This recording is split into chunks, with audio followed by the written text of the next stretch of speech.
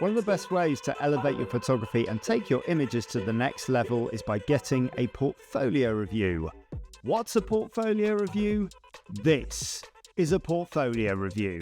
Now, we're delighted to showcase the images from Stu Waite. He got in contact with us. You can find him online, Rumble Snaps 85 on Instagram and Rumble Threads 85 on Instagram for his t-shirt company. He's been taking photographs since he was 10 years old, an interest he shared with his father at the time, which is a really, really lovely story. He's traveled the world, India, Sri Lanka, Canada, and has submitted a portfolio with a varied selection of images. We've chosen 18 of the best ones for you to have a look at today. There's a mixture of portraits, ringside wrestling, and travel photography, and also some architectural photography in there for you today, which is really, really cool. As ever, we're going to be looking at the images and hoping to provide some open and honest, constructive feedback on what we like about the images and what you can do to take the images to the next level, bearing in mind factors such as composition, color balance, technical ability, but most importantly, impact. Impact, as I always say, is the most important driving factor in creating a successful dynamic image. Without further ado,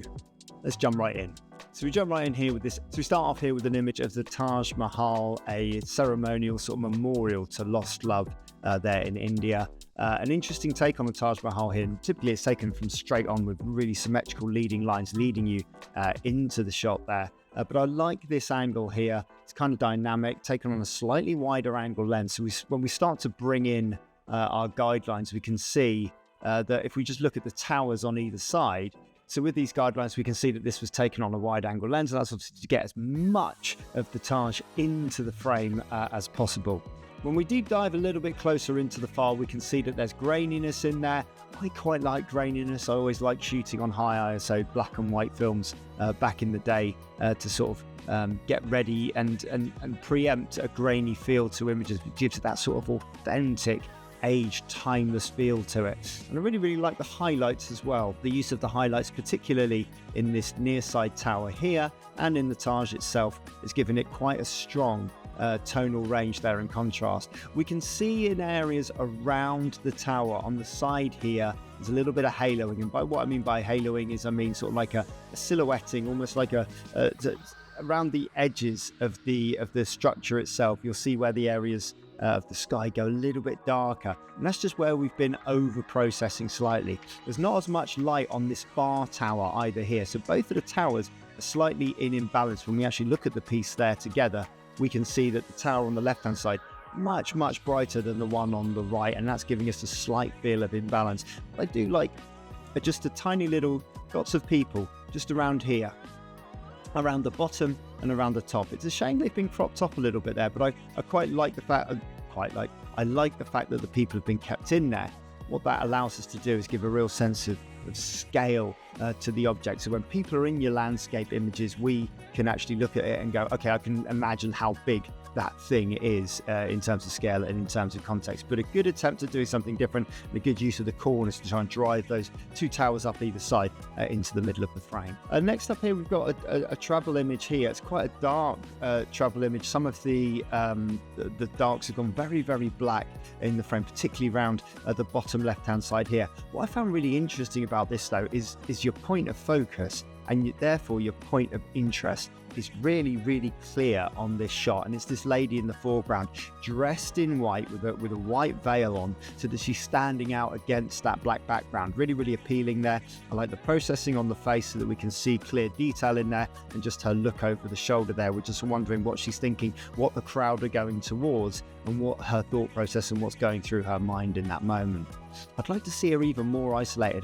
This guy's face in the top right here, and this baby's face here where the whites there are very bright, just a little bit distracted. She's not perfectly isolated, but it's really difficult to control these things in this crowd situation. It's like a really challenging light there to work with. But overall, that point of focus on that third, on this right hand side here, really interesting. Good use of shallow depth of field so that we see the pin sharp detail of the face there. Like I say, a really interesting travel image that maybe could have just been handled a little bit keener in post-processing to really emphasize that point of interest in the shot there. It's the Empire State Building here in New York, and it's like one of the most well-photographed structures and buildings in the world, I would imagine. I've been there, and it's difficult to get a clean shot of it when you get too close because it's so massive, and it's difficult to get a clean shot of it from far away because there are so many other tall buildings around. And this is why I really enjoy this shot, because we found a gap in the buildings. We found a space where we can almost perfectly fit that Empire State Building in there. It doesn't do much for showcasing off the grandness of the building and how it was, once upon a time the tallest building in the world, and certainly still one of the tallest buildings in New York. It seems dwarfed actually by the buildings either side. But I love the framing. I'd be interested to look at a different crop on this one. The bottom third of the image here, where we can see like a little bit of like the street lamps and street signs and a few dotted windows here and there. It's not as clean as the top part of the image, where we can see very simple lines and simple windows, and there's a real simple approach to almost the geometry of the shot in its entirety. And I almost feel that for an abstract picture, that top 2/3 is stronger than the bottom.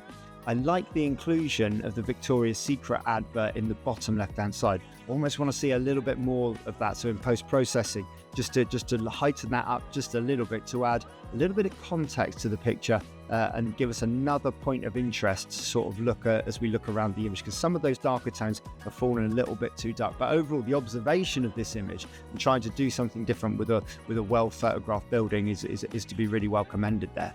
Into the world of professional wrestling now.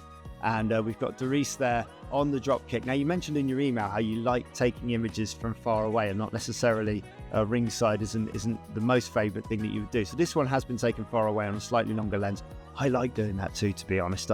I've got too old to wear ringside. It's too dangerous for me. But this one here, the focus is great. We've got the point of focus on the guys in the foreground. I love the hair sort of cover of the guy who's taking the drop kick there, almost giving that impetus that he's about to be flung back into that turnbuckle. And the expression on Doris is really, really nice. And the little accents of the heads in the foreground is nice. It gives us context. I almost want to bring this a little bit wider, or bring this a little bit, if we're this far back, try and tell a bit more of a story about the whole arena, with the crowd in the foreground, the crowd in the background, and the action pin sharp happening in the middle there. Can't do much about the tag team on the other side there, but that's absolutely fine. But what's most impressive about this shot is not only the focusing, but the timing on it. And the timing on that one is almost perfect in terms of the contact and the moment being captured. And I think it's a really good black and white conversion. Black and white helps it. Black and white in these sort of images, which I know that I can see through your portfolio, you really, really enjoy the black and white. Means that it gives us that sort of timeless feel to the shot. Yeah, so lots to enjoy on this one. So a different take on London here. So this is looking towards the South Bank, underneath not Westminster Bridge, but it's the next one along that gets you to Embankment Station and on the way to Covent Garden. Now again, we've shown here how we can look at well-photographed architectures, well-photographed structures, well-photographed cities, and try and do them in a slightly different way. And the London Eye is one that's been photographed, a billion times, I would imagine. And we've just tried to do something different here with the leading lines, and I really enjoy it. The shapes are so important in photography. Shapes help structure your composition. They help structure your leading lines, and they help structure what are your points of interest. And what's our point of interest here? Well, point of interest here is actually the London Eye in just this bottom right-hand corner here. And it's been well framed by the bridge coming in over the top. We don't need a lot of detail in the bridge because it is an underside of the bridge, but there is structure in there and there is form. And I like the fact that that is adopting sort of almost half of the image here, almost dividing the image in two.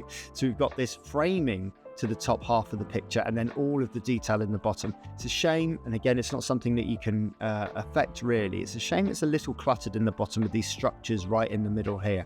That was a lovely clean landscape leading us to the circle of the London Eye, and we got a real keeper there, something really, really special. But I really enjoy this image, really enjoy the shapes, and again, I enjoy the post-processing into black and white. Back into the wrestling and back into your timing again, and again, we're far away from the shot here. And this tells a great story, this shot of just like, especially with Mark Andrews here at the bottom, just escaping the moonsault. So we know this guy is midair, there's nowhere to go but down. And if Mark's just lying there, we know he's probably just about to take the move. Because Mark's escaping, there's this sense of sort of anticipation to this shot as to, oh my God, what's going to happen? Because he's just turning into eyesight to see that his opponent is about to move out of the way. There's a lovely little bit of dry ice in the background, which helps us with the mood of the picture as well. And a nice little dot of fans in the background looking on. But again, pin sharp focus and good timing on this one. One slight amendment I'd look to make in post-processing, maybe just lose this tiny little hand here. We can't see the arm, we can't see anything that's attached to it. It's just a tiny little hand that's sort of coming out of the abdomen. We just use the remove tool, take that out. We've got a really clean moonsault going in over the top. And I like the portrait style to this one because it helps with the height of the picture, helps emphasize the height of the jump. And yeah, lovely little shot, that one, really, really good. Into the world of landscapes here, we're looking at a loch or a lake with the pontoon leading our eye straight down through the middle there. The reason why I selected this one is I really, really enjoyed the tones on it. I like the sort of the peachy tones of the sky harmonizing nicely with the blue. So the sort of oranges and blues working in nice complementary together with a few little dots of greens in there. We've used a long exposure on this water, which has allowed us to capture a little bit of motion blur there, which makes the water looks really, really, really misty. I assume this was done with a tripod at the time, so good handle of the technical ability there.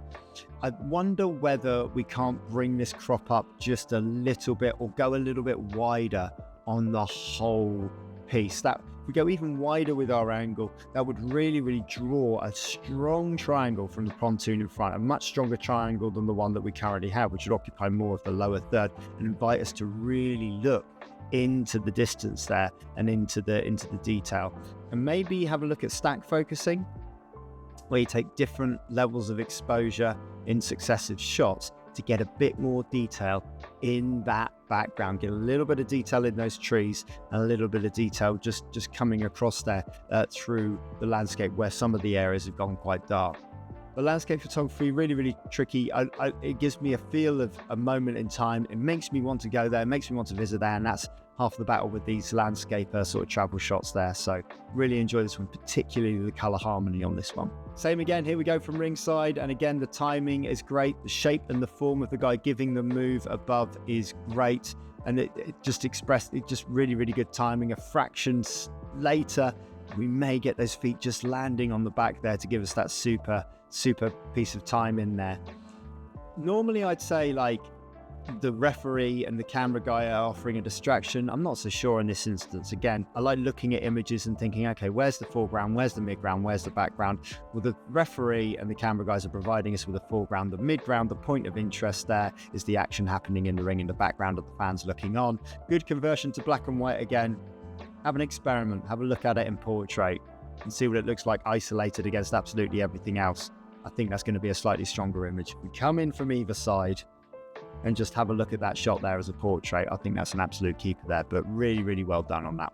So we're back onto the landscapes here, and we're back onto the longer exposures, and we're also back onto these bluey tones, which is giving us a really, really lovely feel across the whole image there. A really dynamic use of thirds, where the whole foreground is occupying just over 2/3 of the image, and actually that top skyline is only occupying almost like the top quarter almost. Pontoon on the right hand side at the top there, just offering a slight distraction, but I like the debris in the front here. I like the shape of the debris on the left hand side here. I'm not so sure about this element here and this element here. I think a clean beach of rocks and shingle there might lend itself better to a cleaner presentation. What's really appealing about this for me though, that mountain in the background, just that little skirt of cloud just dusting off the side of the mountain there. I think that's a really beautiful moment in time that can't be replicated. And potentially, I know we focused on the foreground here. I think the really interesting part is what's going on in the background there. So it may have been, it's always worthwhile. And we used to shoot and film, we used to say, shoot your shot, and then before you hit the shutter again, just have a look through the lens again. have a look through and see if there's anything you change. And sometimes it's worthwhile doing a massively dynamic change because it's not worthwhile taking the same picture twice. So always reassess, have a look at your whole surroundings. Sometimes you can be so focused on the one thing that you're trying to get in shot, you're missing other things that are happening. But really, really lovely landscape again there. So I chose this one because it was kind of abstract, and the point of focus on this one is quite far away. I just want to talk about this one a little bit.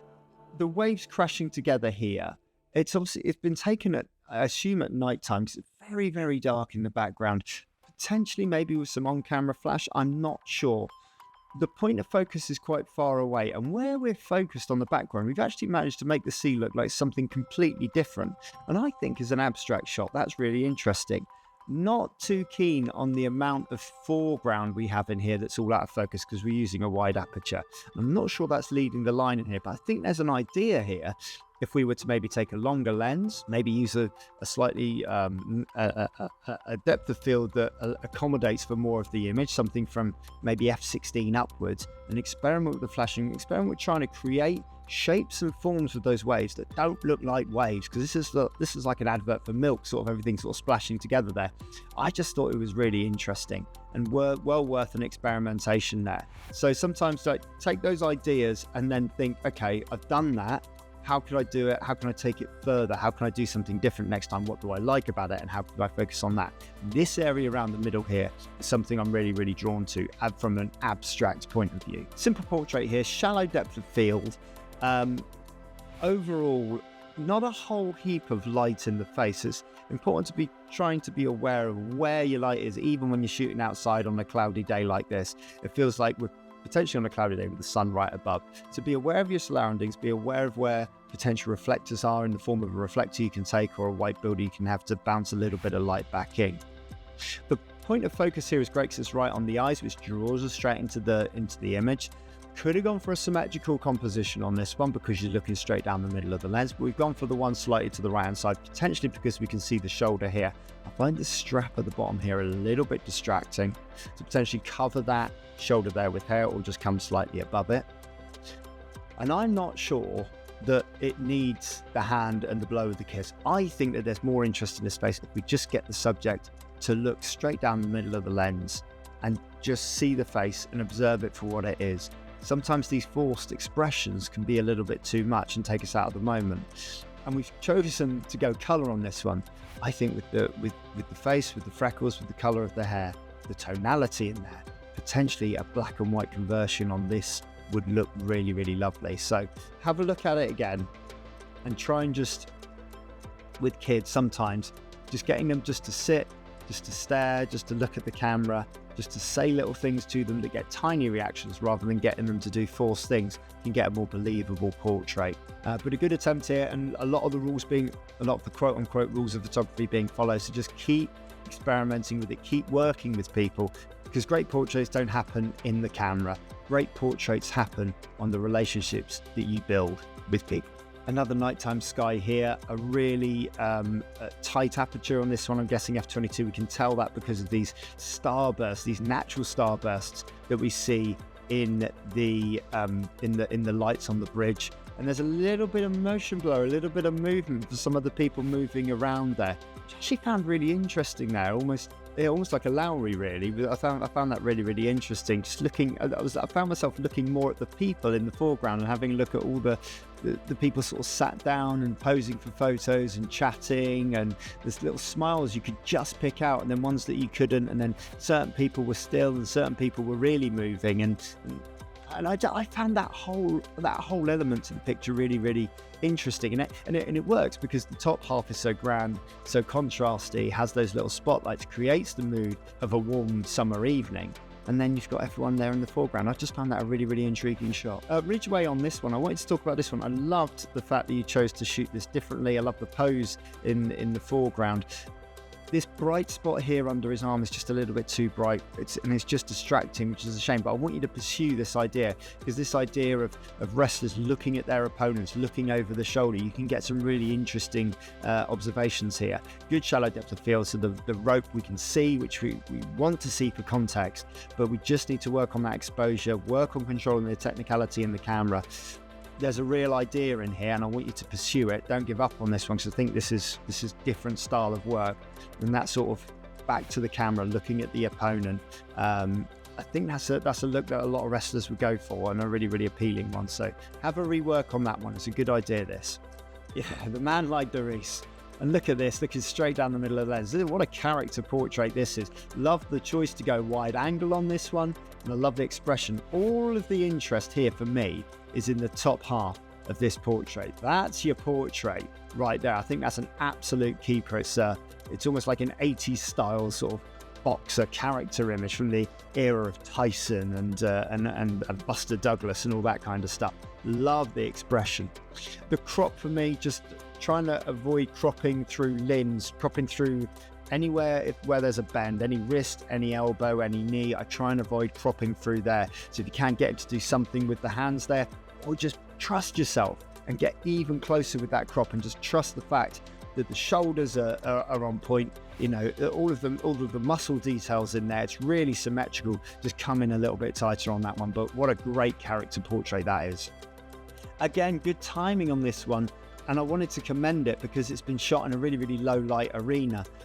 Just come a little wider, because what you've shown here as well is a willingness to get close, which is really scary at ringside, to get right underneath that rope and getting close, especially when the action's coming towards you. So safety first, do look after yourself. But I just wanted to applaud you for getting really, really close on this one and shooting in this low light area and still maintaining not a lot of motion below. It's still sort of frozen the action. A second later, and this arm's come over and the head's turned to the camera, and we've got an absolute keeper in there. So again, we've gone for the impact of the move. Sometimes the best images happen a second after the impact has occurred. So trust yourself to take shots as you go through it. You've got yourself in that position. Take a few more stills. Have that drive set to high if you're shooting in a match that you know is going to be a lot of fast-moving action. So you're taking multiple frames per image, and then see if you can get one of that absolute reaction sort of coming out there. Try it on a wider lens, so we're not cropping off hands, not getting close to feet. Give yourself a little bit more space. But a really brave shot there, and I just wanted to commend you there on that one, Stu. I thought this was a lovely observation. I like the referee in the background looking on, but this moment here where you've managed to focus on what's going on after the moves, and potentially even after the match here, this tells a story of something that's just happened in the ring, and I really, really approve it, and I really, really appreciate it.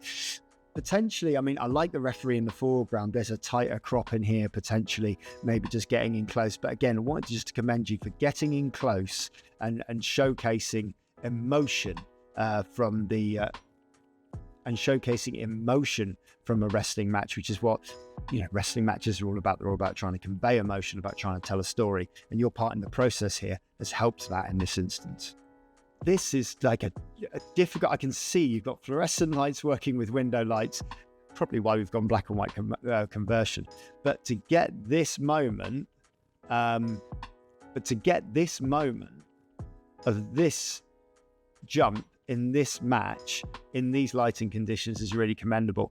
I love the paneling of the ceiling and the lines and the squares and everything going around, and just it's like literally 5 guys in the front row there, some people there at the back by the bar, watching as this guy's jumped so high to get this move off. And the timing on it is great. I just felt that was a really good documentary image. I felt it told a really interesting story of this village hall, this town hall, this community hall, whatever it is, and the event that's been put on for the benefit of the people in attendance. I found it as a really, really charming image, and there's something really appealing to that one. So yeah, no, enjoyed that one immensely, and I wouldn't change anything about it. I wouldn't take anything off of the walls in the background.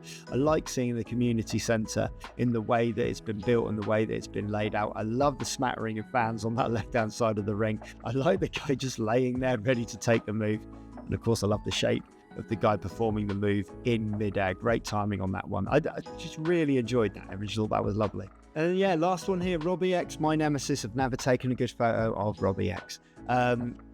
Just after, and again, going back to something I said previously, the moment after the move. Now, on these slapping images, you can go for the moment where the slap hits the chest and you want to try and get the ripple. Everyone wants to get the ripple. When I first started joining community forums 10 years ago, everyone was trying to get the ripple.